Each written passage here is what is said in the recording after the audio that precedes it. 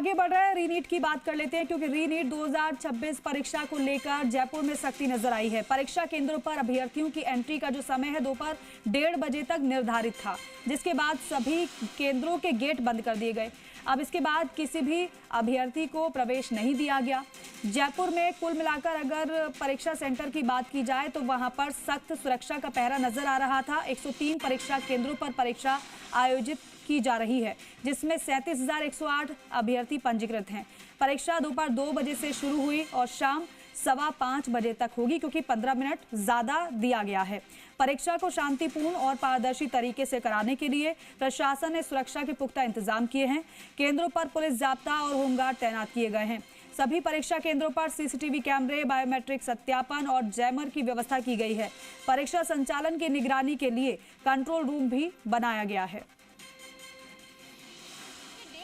का जो समय था जब सभी सेंटर्स पर एंट्री गेट जो है वो बंद कर दिया जाएगा, और बिल्कुल 1:30 बजते ही सभी एंट्री गेट जो है वो बंद कर दिए गए और सभी परीक्षार्थी जो है वो लगभग अंदर पहुंच चुके थे, क्योंकि 11 बजे से जो एंट्री शुरू की गई थी। अब 1:30 बजते ही आप देखेंगे यहाँ पर जो ताले हैं वो एंट्री गेट पर लग गए हैं और अब किसी को भी एंट्री जो है वो नहीं मिलेगी। शाम 5:15 तक ये जो एग्ज़ाम है वो लगभग चलने वाला है, क्योंकि सबसे बड़ा एग्ज़ाम ये बिल्कुल था ही, और बड़ा एग्ज़ाम इसीलिए भी हो जाता है क्योंकि इसको रीकंडक्ट जो है वो करवाया जा रहा है। आप देखेंगे कि बिल्कुल चाक चौबंद व्यवस्थाओं के बीच जो है वो यहाँ पर जो एग्ज़ाम है वो करवाया जा रहा है, और यहाँ पर देखिए सभी परिजनों को जो है वो दूर भेज दिया गया है। पूरा एरिया जो है वो यहाँ पर खाली करवा दिया गया है। यहाँ पर पुलिस जाब्ता भी तैनात किया गया है। सिक्योरिटी काफ़ी ज़्यादा इस बार जो एग्ज़ाम को लेकर बढ़ाई गई है। हम जान भी लेते हैं सर, इस बार सिक्योरिटी में भी इजाफा किया गया है, बढ़ाई गई है।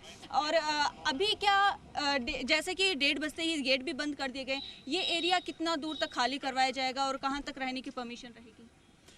मेन तो ये मैम कि 100 मीटर तक यहाँ पे कोई भी लोगों का मैन नहीं रुकने देना है, पर जैसे 100 मीटर दूरी पे वो उधर आ गया तो वो देखने वाली बात है कि दोनों के बीच में से लोगों को हटा दे।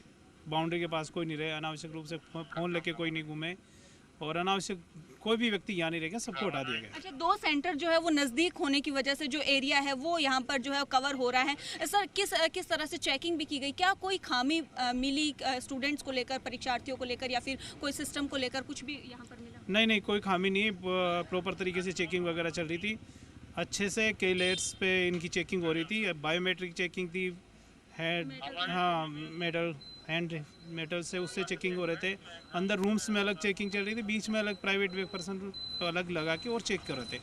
तो कई तरह से चेकिंग चल रही थी और सुरक्षा के पुख्ता इंतजाम कर रखे। सर जितनी, क्योंकि 300 के लगभग सेटिंग यहाँ पर बताई जा रही थी, क्या लगभग सभी परीक्षार्थी यहाँ पर पहुँच गए या फिर कोई नहीं भी पहुँचा? क्या इस बारे में कोई जानकारी नहीं, अभी वो हमने जानकारी लेनी में, अभी देखेंगे कितने लोग परसेंट है और कोएफिशिएंट कितने लोग। सर सिक्योरिटी को कितना ज़्यादा बढ़ाया गया? क्योंकि हर बार हम देखते हैं पुलिस के जवानों को तैनात किया गया है, इस बार सीआरपीएफ को भी यहाँ पर जो है इन्वॉल्व किया गया है, यहाँ पर जो एयरफोर्स की भी हेल्प ली गई। कितना मजबूत जो है वो सुरक्षा व्यवस्था को किया गया है?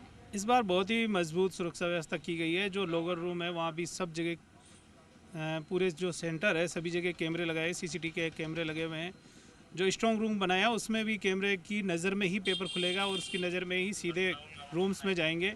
और उसके अलावा पैरामिलिट्री फोर्सेस के जो जवान हैं, हथियारबंद जवान, वो भी वहाँ से स्ट्रॉन्ग रूम में लगाए हैं, उनके सामने ही पेपर खुलेंगे।